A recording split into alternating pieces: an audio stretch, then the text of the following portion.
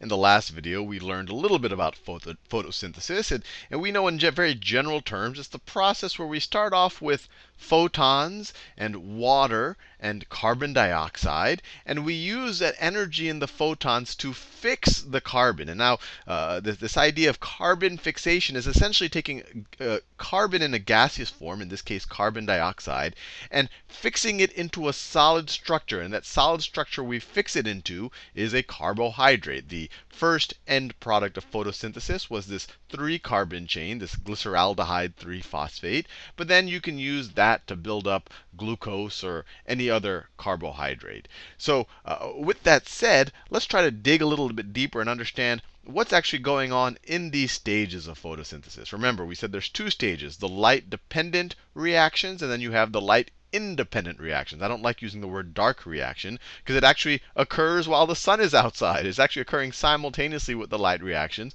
It just doesn't need the photons from the sun. But let's focus first on the light dependent reactions, the part that actually uses photons from the sun, or maybe I guess even photons from the heat lamp that you might have in your greenhouse, and uses those photons in conjunction with water to produce ATP and reduce NAD plus NADP plus to NADPH.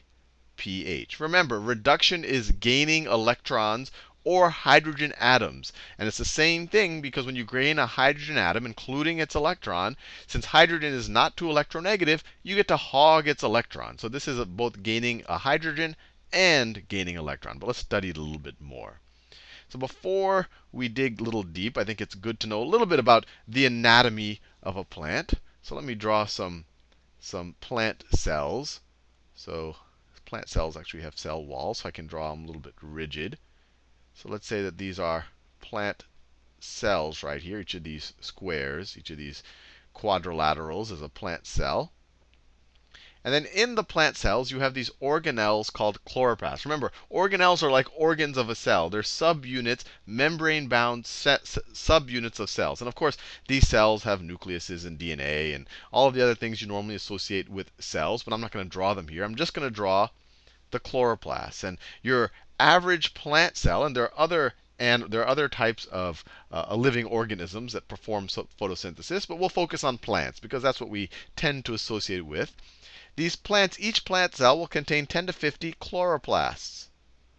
Chloroplasts. I make them in green on purpose because the chloroplasts contain chlorophyll, which to our eyes appear green. But remember, they're green because they reflect green light, and they absorb red and blue and other wavelengths of light. That's why it looks green, because it's reflecting, but it's absorbing all the other wavelengths. But anyway, we'll talk more about that in detail. But you'll have 10 to 50 of these chloroplasts right here. And then let's zoom in on one chloroplast. So if we zoom in on one chloroplast, so let me be very clear.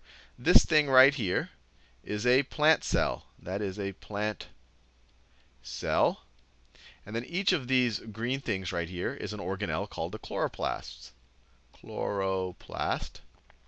And let's zoom in on the chloroplast itself. If we zoom in on one chloroplast, it has a membrane, just like that. It has a membrane that looks like that. And then the fluid inside of the chloroplast, inside of its membrane, so this fluid right here, all of this fluid, that's called the stroma. The stroma of the chloroplast. And then within the chloroplast itself, you have these little stacks of these folded membranes. These little folded stacks. Let me see if I can do justice here. So maybe that's 1, 2. I'm doing these stacks. Each of these membrane-bound, you can almost view them as pancakes. Let me draw a couple of more. Maybe you have some over here, just so maybe you have some over here, maybe some over here. So each of these flattish-looking pancakes right here, these are called thylakoids. So this right here is a thylakoid. That is a thylakoid. That's a thylakoid. The thylakoid has a membrane, and this membrane is especially important. We're going to zoom in on that in a second. So it has a membrane. I'll color that in a little bit. the inside of the thylakoid, so the space, the fluid inside of the thylakoid, right there, that area, this light green color right there, that's called the thylakoid space or the thylakoid lumen. Lumen. And just to get all of our terminology out of the way, a stack of several thylakoids, so this stack of several thylakoids, just like that, that is called a grana. That's a stack of thylakoids. That is a grana. And this is an organelle. And evolutionary biologists, they believe that organelles were once independent organisms that then essentially teamed up with other organisms and started living inside of their cells. So they have their own DNA. So mitochondria is another example of an organelle. That people believe that at one time mitochondria, or the ancestors of mitochondria, were independent organisms that then teamed up with other cells and said, hey, if I produce your energy, maybe you'll give me some food or whatnot. And so they started evolving together, and they turned into one organism, which makes you wonder what we might evolve. Well, anyway, that's a separate thing. So there's actually ribosomes out here. So that's good to think about, just to realize that at one point in the evolutionary past, this organism's or this organelle's ancestor might have been an independent organism. But anyway, enough about that speculation. Let's zoom in again. Let's zoom in again on one of these thylakoid membranes. So I'm going to zoom in. Let me make a box. I made that. Let me zoom in right there. So that's going to be my zoom in box. So let me make it really big, just like this. So this is my zoom in box. So that little box is the same thing as this whole box. So we're zoomed in on the thylakoid membrane. So this is the thylakoid membrane right there. And it's actually a phosphobilipid layer. It has your hydrophilic, hydrophobic tails, like that. I mean, I could draw it like that if you like. But the important thing from photosynthesis point of view is that it's this membrane. And on the outside of the membrane, right here, on the outside, you have the fluid that fills up the entire chloroplast. So here you have the stroma. And then this space right here this is the inside of your thylakoid. So this is the lumen. So if I were to color it pink right there, this is your lumen, your thylakoid space. And in this membrane, and this might look a little bit familiar if you think about mitochondria and the electron transport chain, what I'm going to describe in this video actually is an electron transport chain. Many people might not consider it the electron transport chain, but it's the same idea, same general idea. So on this membrane, you have these proteins and these complexes of proteins and molecules that span this membrane. So let me draw a couple of them. So I'll call this one Photosystem Two. And I'm calling it that because that's what it is. Photosystem Two. You have maybe another complex. And these are hugely complicated. I'll do a sneak peek of what Photosystem Two actually looks like.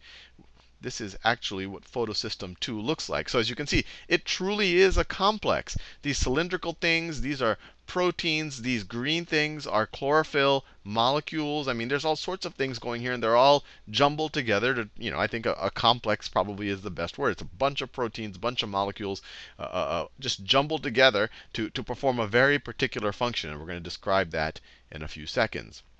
So that's what Photosystem 2 looks like. Then you also have Photosystem 1, and then you have other molecules that other complexes. You have the cytochrome B6F complex, and I'll draw that in this color. Maybe I'll do it in a different color right here. I don't want to get too much into the weeds, because the most important thing is just to understand. So you have other protein complexes, protein molecular complexes here that also span the membrane.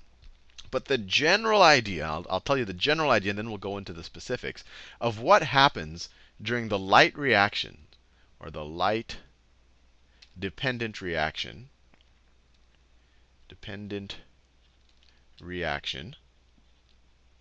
is you have some photons. Photons from the sun, they've traveled 93 million miles. So you have some photons that go here, and they excite electrons in a chlorophyll molecule, in a chlorophyll A molecule. And actually in Photosystem 2, well, I won't go into the details just yet, but they excite a chlorophyll molecule, so those electrons enter into a high energy state. Maybe I shouldn't draw it like that. They enter into a high energy state, and then as they go from molecule to molecule, they keep going down in energy state. But as they go down in energy state, you have hydrogen atoms, or actually I should say hydrogen protons without the electrons. So you have all of these hydrogen protons get pumped into the lumen. They get pumped into the lumen. And so you might remember this from the electron transport chain. In the electron transport chain, as electrons went from a high potential, a high energy state, to a low energy state, that energy was used to pump hydrogens through a membrane. And that's and in that case, it was in the mitochondria.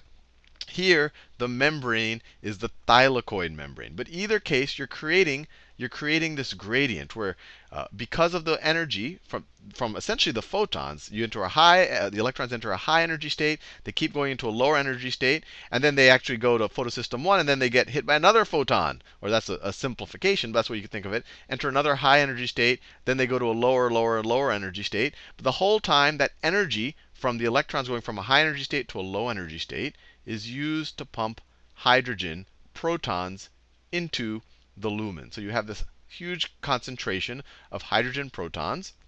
And just like what we saw in the electron transport chain, that concentration is then of hydrogen protons is then used to drive ATP synthase. So the exact same.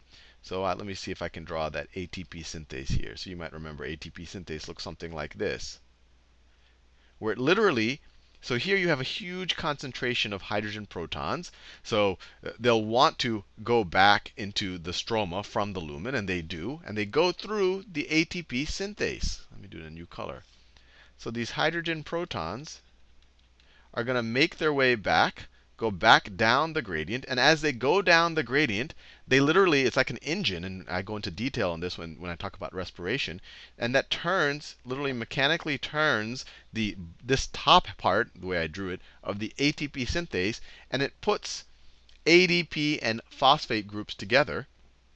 It puts ADP plus phosphate groups together to produce ATP. ATP. So that's the general, very high overview. And I'm going to go into more detail in a second. But this process that I just described is called photophosphorylation. Let me do it in a nice color. Photophosphorylation. Why is it called that? Well, because we're using photons. That's the photo part. We're using light. We're using photons to excite electrons in chlorophyll. As those electrons get passed from one molecule, from one electron acceptor to another, they enter into lower and lower energy states. As they go into lower energy states, that's used to drive literally pumps that allow hydrogen protons to go from the stroma to the lumen. Then the hydrogen protons want to go back. They want to, I guess you could call it chemiosmosis. They want to go back into the stroma, and then that drives ATP synthase. Right here. This is ATP synthase. ATP synthase to essentially jam together ADPs and phosphate groups to produce ATP. Now, when I originally talked about the light reactions, the dark reactions, I said, well, the light reactions has two byproducts. It has ATP, and it also has NAD. Actually, it has three. It has ATP, and it also has NADPH. NADP is reduced. It gains these electrons and these hydrogens. So where does that show up? Well, if we're talking about non-cyclic oxidative phosphorylation, or non-cyclic light reactions, the final electron acceptor. So after that electron keeps entering lower and lower energy states, the final electron acceptor is NADP+. So once it accepts the electrons and a hydrogen proton with it, it becomes NADPH. Now, I also said that part of this process, water, and this is actually a very interesting thing. Water gets oxidized to molecular oxygen. So where does that happen? So when I said up here in photosystem 1 that we have a chlorophyll atom, a chlorophyll molecule that has an electron excited and it goes into a higher energy state, and then that electron essentially gets passed from one guy to the next, that begs the question, what can we use to replace that electron? And it turns out that we literally use the electrons in water. So over here, you literally have H2O. And H2O donates the hydrogens and the electrons with it. So you can kind of imagine it donates 2 hydrogen protons and 2 electrons to replace the electron that got excited by the photons. Because that electron got passed all the way over to photosystem 1 and eventually ends up in NADPH. So you're literally stripping electrons off of water. And when you strip off the electrons and the hydrogens, you're just left with molecular oxygen. Now, the reason why I want to really focus on this is that there's something profound happening here, or at least on a chemistry level, something profound is happening here. You're oxidizing water. And in the entire biological kingdom, the only place where we know something that is strong enough of an oxidizing agent to oxidize water, to literally take away electrons from water, which means you're really taking electrons away from oxygen. So you're oxidizing oxygen. The only place that we know that an oxidation agent is strong enough to do this is in photosystem 2.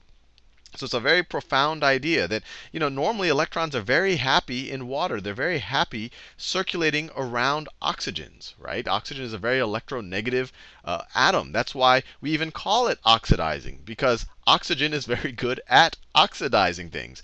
But all of a sudden, we found something that can oxidize oxygen, that can strip electrons off of oxygen, and then give those electrons to the chlorophyll.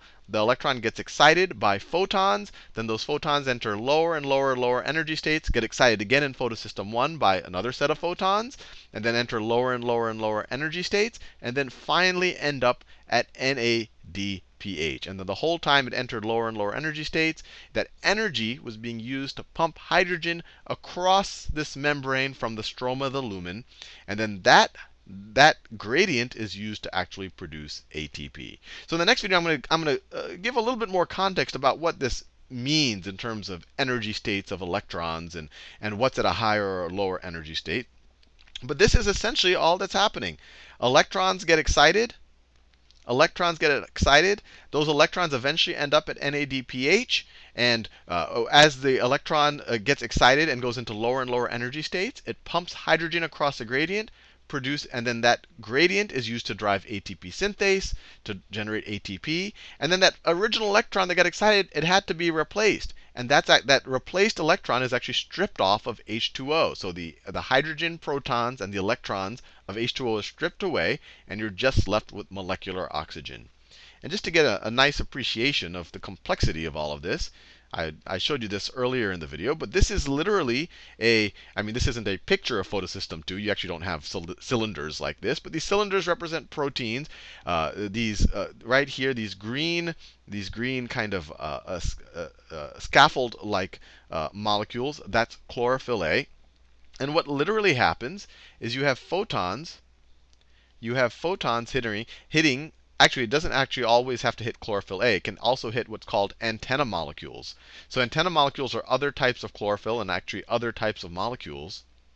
And so a photon, or a set of photons, comes here, and maybe it excites some electrons that are in, it doesn't have to be in chlorophyll A. It could be in some of these other types of chlorophyll, or in some of these other, I guess you could call them pigment molecules that will absorb these photons. And then their electrons get excited.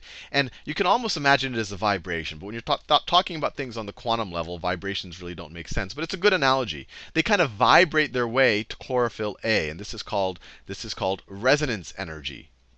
Resonance energy.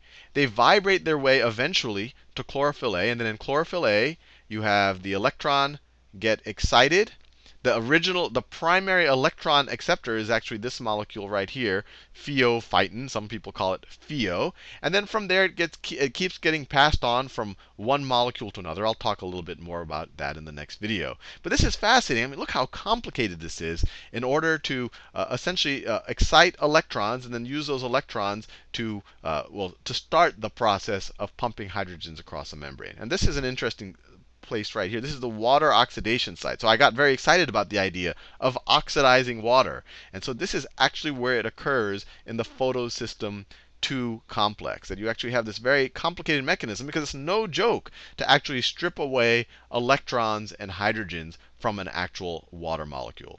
I'll leave you there. In the next video, I'll talk a little bit more about these energy states, and I'll fill in a little bit of the gaps about what some of these other molecules that act as hydrogen acceptors, or you can almost view them as electron acceptors along the way.